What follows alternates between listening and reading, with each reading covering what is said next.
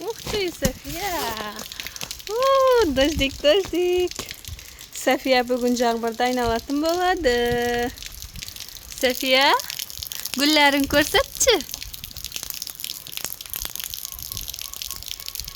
Kan? Wow. Safiyaning gullarimi? Kan? Qisay. Kan?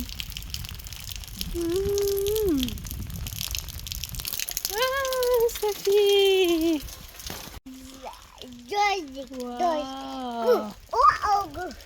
Gullarini ko'rsatchi.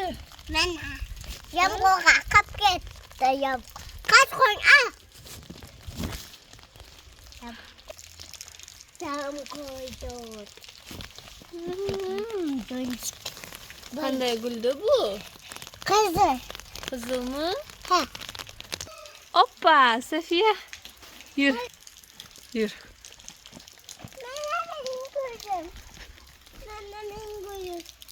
Kan? Skintek. Wow. Safiya. Kan ko'rsatchi senkini. Kichkantaysi. Qani? Wow. Safiyaning guli.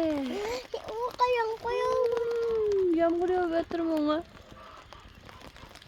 Chiqon. Shaftalining guli. Endi boshqa. Endi anaqa qo'y. Rasmga tushiraman guling bilan. Tursak, fotosessiya qilaman. Davay. Ana. Iskab tur guling. Gulingni iskab tur. Endi boshqasi. Davay.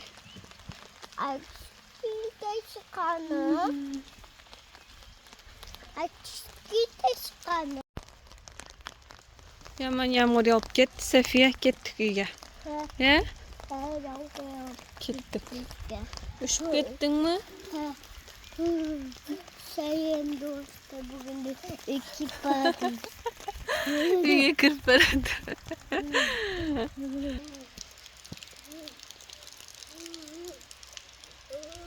Sayın do'sti, bugun atadi. May adi. Zontigini tushir.